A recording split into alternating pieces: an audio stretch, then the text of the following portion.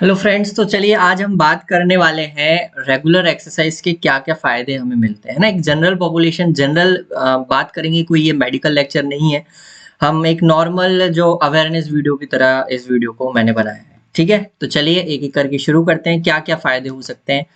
तो सबसे पहले अगर हम रेगुलर एक्सरसाइज करते रहेंगे, हम अपने मसल्स को ट्रेन करते रहेंगे, तो हमारी जो मसल स्ट्रेंथ है वो स्ट्रॉन्ग बनी रहेगी, अच्छे से बनी रहेगी, मसल्स जो है अच्छे से ट्रेन्ड रहेंगे, स्ट्रेंथ वो ताकतवर बने रहेंगे, ठीक है? रेगुलर रोज़मर्रा की ज़िंदगी में जब कभी हमें अगर ज़रूरत पड़ी, तो कई बार होता है कि कमर लचक जाती है या फिर कुछ भी जो परेशानियाँ होती हैं, उससे हम बच सकते हैं अगर हमारे जो रेगुलर रूटीन में हम 1 घंटा या आधे घंटा हम अपने शरीर को दें और एक्सरसाइज के थ्रू हम अपने मसल्स को ट्रेन करें, ताकि वो जो रोज़मर्रा के जो वियर एंड टियर होता है उससे बच सके और उ उनको कॉप अप करने में जल्दी से कॉप अप कर सकें, ठीक है? तो ये फटाफट आगे बढ़ते हैं, ये मसल्स के बारे में हो गया। दूसरा ओवरऑल जनरल हेल्थ, अगर कई सारी रिसर्चेज़ ने बताया है कि जो नॉर्मल पॉपुलेशन है अगर वो एक्सरसाइज़ कर रही है और एक ऐसा ग्रुप है जो एक्सरसाइज़ नहीं कर रहा है, तो ओवरऑल जो हेल्थ रहेगी, जो पॉपुलेशन एक्सरसाइज़ करती है रेगुलर, उसकी जनरल हेल्थ, ओवरऑल जो हेल्थ है, उनका जो ब्लड प्रेशर है, उनका जो तमाम ब्लड प्रोफाइल है, लिपिड प्रोफाइल है, किडनी प्रोफाइल है या लिवर प्रोफाइल है, वो कंपैरेटिवली बेहतर रहेंगे ऐसी पॉपुलेशन से जो सेडेंटरी लाइफस्टाइल जी रही है या एक्सरसाइज जिसके रूटीन में नहीं है, ठीक है?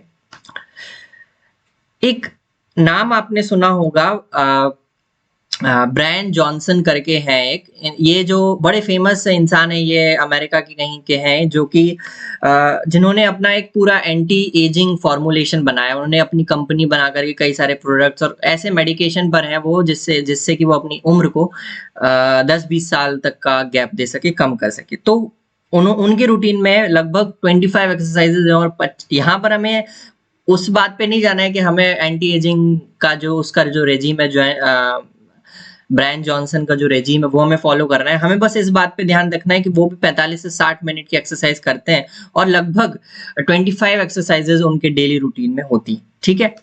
तो slow down the ageing process, जब हम एक्सरसाइज कर रहे होते हैं तो कई सारे हमारे जो free radical reactive oxygen species होती हैं, वो कंपैरेटिवली कम बनती हैं जब कोई एक्सरसाइज नहीं कर रहा है ना? नॉर्मली जब बॉडी में वो जब रिएक्टिव ऑक्सीजन स्पीशीज स्ट्रेस के दौरान बनती हैं और वो बॉडी को नुकसान पहुंचाती है और हमारी एजिंग की प्रोसेस के लिए रिस्पॉन्सिबल होती हैं। अगर हम एक्सरसाइज रेगुलरली करें तो ये रिएक्टिव ऑक्सीजन स्पीशीज कम बनेंगी और कई सारे ऐसे पॉजिटिव केमिकल्स बॉडी में रिलीज होंगे जो कि हमारी एजिंग को की प्रोसेस को कम कर देगा, स्लो कर देगा, ठीक है? 10 साल में हम जो बुढ़ापा हमारे झुर्रियाँ आने वाली हैं, वो 15 साल में आएँगी, इतना होगा, ठीक है? और एक और रीज़न है कि जब हम एक्सरसाइज़ करते हैं तो ब्लड सर्कुलेशन बॉडी में बना रहता है, स्किन का ब्लड सर्कुलेशन अच्छा रहता है, झुर्रियाँ देर से आती हैं। ब्लड अच्छे से पहुँचता रहेगा तो जो सेल्स हैं वो डेड नहीं होंगे, ठीक है? ब्रायन जॉनसन के बारे में मैंने बता दिया, उसके बारे में बस हमें इतना लेना है कि उनसे हमें एक्सरसाइज़ के बारे में सीखना है कि हाँ, वो लगभग इस चीज़ के लिए एक्सरसाइज़ को भी उन्होंने बहुत बड़ा इम्पोर्टेंट फैक्टर माना है एंटी एजिंग के लिए। गुड साइकोलॉजिकल हेल्थ, ये बहुत इम्पोर्टेंट पॉइंट है आज के ज़माने में, क्योंकि आज चाहे वो स्टूडेंट हो, चाहे वो एक बिज़नेसमैन हो, चाहे वो एक प्रोफ़ेशनल जॉब में हो, डॉक्टर हो, इंजीनियर हो, सबकी साइकोलॉजिकल हेल्थ की बैंड बजी पड़ी है, ठीक है? तो वो उसको हमें कॉप अप करने के लिए, मेंटल हेल्थ को अच्छा रखने के लिए एक एस्पेक्ट ये है कि हमारी हेल्थ अच्छी हो, फिजिकल हेल्थ अच्छी होगी तो मेंटल हेल्थ अच्छी होगी। मेंटल हेल्थ को खुश रखने के लिए और भी कई सारी रिसर्चेज़ हैं, जैसे कि रिलेशनशिप्स अच्छे होने चाहिए तब जाके मेंटल हेल्थ। एक जो सिंगल मोस्ट एक बहुत बड़ी स्टडी हुई है, उन्होंने ये पाया गया कि अगर आपके संबंध अच्छे हैं अपने दोस्तों से, अपने परिवार वालों से, तो आपका साइकोलॉजिकल हेल्थ, आप खुश रहेंगे। सिंपल सा एक फंडा उन्होंने बताया। ख़ैर यहाँ पर हमें बात करनी है, तो उन सभी बहुत सारे जिसमें से एक रिलेशनशिप बहुत इंपॉर्टेंट रोल प्ले करता है, उसके बाद एक्सरसाइज़ एक फैक्टर है जो कि हमारी साइकोलॉजिकल हेल्थ को अच्छा रखेगा, मेंटल हेल्थ को अच्छा रखेगा। कैसे रखेगा, एक थोड़ा-सा शॉर्ट में समझ लेते हैं। जब हम एक्सरसाइज़ करते हैं, तो कुछ केमिकल्स बॉडी में निकलते हैं जिनको हम एंडोर्फिन्स बोलते हैं और वो हमें सेंस ऑफ वेल बीइंग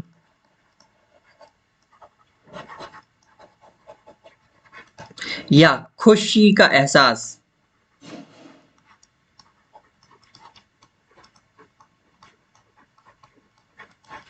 एहसास करवाते हैं ये जो केमिकल्स होते हैं, और जिससे कि हमारी जो जब हम एक्सरसाइज करते हैं तो हम बड़े हल्के हो जाते हैं या मन हमारा बहुत अच्छा हो जाता है। ठीक है, तो ये इंपॉर्टेंट हमें ध्यान रखना है, सबसे इंपॉर्टेंट शायद यही है मेरे हिसाब से। मेमोरी इंप्रूव करता है, स्टूडेंट्स जितने भी हैं जो भी पढ़ाई लिखाई करने वाला काम करते हैं, अगर आप एक्सरसाइज कर रहे हो तो ब्रेन में ऑक्सीजन ज्यादा मात्रा में जाएगी। कुछ ऐसे इंपॉर्टेंट कई सारी रिसर्चेस बताई, जैसे कि एक ब्रेन ड्राइव्ड न्यूरोट्रॉफिक फैक्टर है, वो बढ़ जाता है जब आप एक्सरसाइज करते हो, और उससे जो न्यूरोप्लास्टिसिटी है वो बढ़ती है, वो हमारी मेमोरी के लिए यूजफुल होती है, मेमोरी को अच्छा रखने के लिए यूजफुल होती है। ठीक है, अब ये तो होगी जनरली, अगर कोई भी इंसान एक्सरसाइज करेगा तो ये एक हेल्दी पर्सन है, वो एक्सरसाइज करेगा तो ये फलाना फलाना इतने सारे जो 5-6 मैंने बेनिफिट्स आपको बताए। अगर क्या एक्सरसाइज हमारे लाइफ में ऐसा रोल प्ले कर सकती है कि वो दवाइयों जैसा काम करे? हाँ, एक्सरसाइज भी एज अ मेडिसिन हम लोग यूज करते हैं। कई सारी बीमारियां हैं जिनमें एक्सरसाइज एक एज अ ट्रीटमेंट पार्ट है। ये नहीं बोल रहा कि वो ये तो है ही कि अगर वो एक्सरसाइज हम करते रहेंगे तो वो बीमारियां होंगी नहीं, लेकिन अगर हो भी जाती हैं तो उनका एक ट्रीटमेंट का एक साथ दवाइयों के साथ में एक्सरसाइज एक बहुत बड़ा इंपॉर्टेंट रोल प्ले करेगा। ठीक है, चलो, तो सबसे पहला जो इम्पोर्टेंट डायबिटीज है, इंडिया जो है सेकंड मोस्ट शायद पॉपुलस कंट्री है जो कि डायबिटीज के केसेस सबसे ज्यादा मिलते हैं यहाँ पर। और डायबिटीज, अगर डायबिटीज वाले पेशेंट को बोला जाता है कि भैया आपको रेगुलर लगभग 30 मिनट से 1 घंटा के बीच में पैदल चलना है, एक्सरसाइज करनी है, अपना रूटीन मेंटेन करके रखना है, तो एक्सरसाइज करने से क्या होता है, क्या ऐसे चेंजेस, तो शॉर्ट में बता देते हैं कि जो हमारा जो ग्लूकोज, डायबिटीज का मतलब क्या होता है कि हमारे खून में जो ग्लूकोज है, शक्कर है, वो बहुत ज्यादा बढ़ गई है। तो जब एक्सरसाइज करते हो तो वो शक्कर जिन कारणों से रुकी हुई है वो कारण सही होते हैं, जिनके कारण एक तरीके से ये हम मान सकते हैं कि जो गेट होते हैं, गेट बंद हो जाते हैं डायबिटीज की, शुगर की बीमारी में, जैसे कि शक्कर हमारे खून में रह जाती है, वो हमारे जो मांसपेशियां उनमें नहीं जा पाती, ठीक है, लिवर में नहीं जा पाती।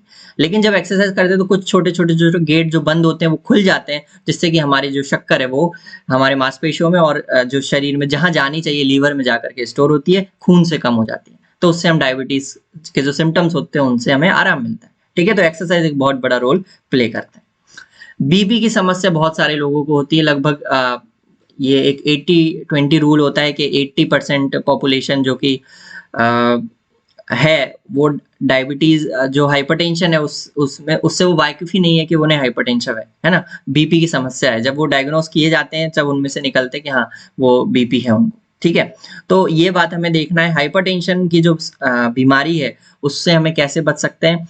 तो एक्सरसाइज और हाइपरटेंशन में, बीपी की समस्या में एक्सरसाइज का एक इतना सा रोल है कि हम रोज आधे घंटा से 1 घंटा के बीच में रोज पैदल चलें, तो जिससे कि हमारी जो बीपी है वो कम होने लगेगा। एक्सरसाइज वाले को जब हाइपरटेंशन की दवाइयां जब डॉक्टर डायग्नोस करता है तो साथ साथ में ये भी कहा जाता है कि भैया आपको पैदल करना, सुबह सैर पे जाना शुरू करना पड़ेगा।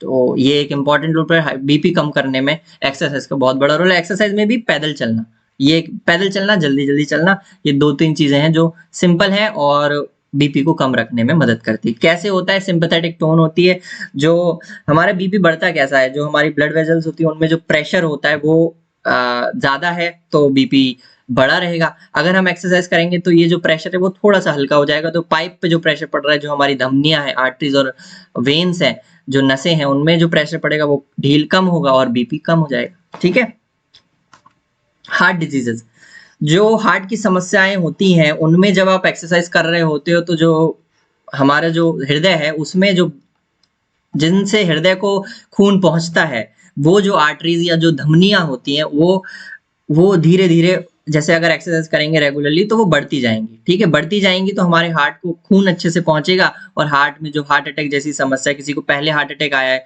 तो आगे थोड़े बहुत जो ब्लड वेजल्स हैं, जो धमनियां हैं, जो और ज्यादा आर्टरीज, उसको खून अच्छे से पहुंचने लगे हार्ट को, सरल भाषा में समझे तो। और जो हार्ट डिजीजेस के जो पेशेंट्स हैं उनकी जो लाइफ है वो और अच्छी बेहतर होगी। ओबेसिटी एक बहुत इंपॉर्टेंट फैक्टर है। ओबेसिटी का सबसे अच्छा इलाज दवाइयों से पहले एक्सरसाइज ही है। क्या क्या एक्सरसाइज हम कर सकते हैं? अगर किसी को अपना वजन कम करना है तो रनिंग इस जो सबसे इंपॉर्टेंट रोल प्ले, रनिंग से रिलेटेड जॉगिंग आ जाता है ना। ये नॉर्मल एक्सरसाइजेज हैं, साइकिलिंग है, स्विमिंग आ गया,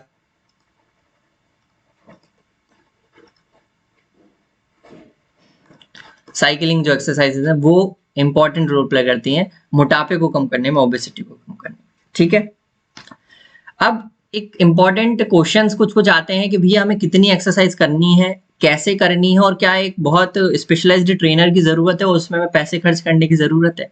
तो ऐसा बिल्कुल भी नहीं है। एक्सरसाइज आपको, अगर हम गाइडलाइंस की माने, इंटरनेशनल गाइडलाइंस सीडीसी की जो गाइडलाइंस है, उन्होंने बोला है कि आपको 150 मिनट्स 150 मिनट हर पर वीक एक्सरसाइज करनी है। ठीक है, मतलब एक हफ्ते में 150 मिनट की एक्सरसाइज करनी है। अगर आप उसको डिवाइड करोगे तो 30 मिनट की एक्सरसाइज है और वो आपको 5 डेज इन अ वीक करनी है। मतलब एक हफ्ते 7 दिन का होता है, उसमें से 5 दिन आप एक्सरसाइज करिए, आधे आधे घंटे की एक्सरसाइज करिए और 2 दिन का रेस्ट लीजिए। और ये जो एक्सरसाइज जो 30 मिनट में बोल रहा हूँ वो मॉडरेट, माइल्ड से मॉडरेट इंटेंसिटी की होनी है। इसका मतलब है कि तेज तेज चलना, बहुत ज्यादा हैवी एक्सरसाइज नहीं करना है, हल्की फुल्की एक्सरसाइजेज हमें रखनी है।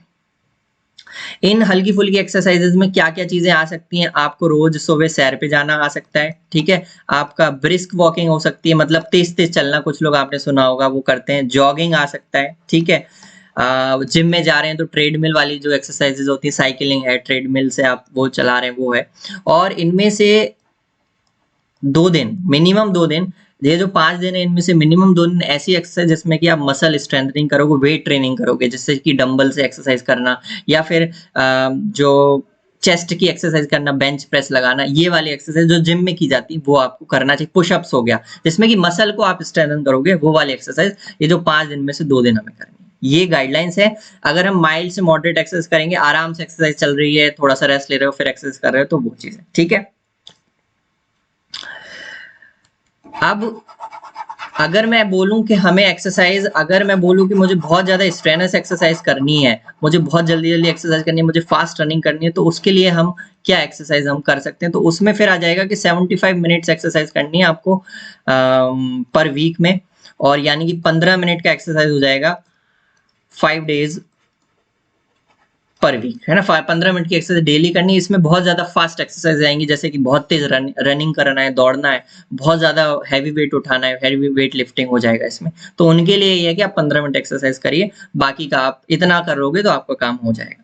ठीक है, तो ये कुछ बातें थी एक्सरसाइज करने के लिए, है ना। हमने जाना कि एक्सरसाइज के फायदे क्या हैं, एक्सरसाइज को दवाई की तरह हम कैसे यूज कर सकते हैं, और एक्सरसाइज हमें कितनी करनी चाहिए। जरूरी नहीं है कि हम बहुत ज्यादा प्रोफेशनल ट्रेनर की जरूरत रहें, आप नॉर्मल एक्सरसाइज चलना शुरू से शुरू कर सकते हो और वही काफी होगा हमारी नॉर्मल हेल्थ को मेंटेन करने के लिए। ठीक है, थैंक यू वेरी मच मुझे सुनने के लिए, थैंक यू।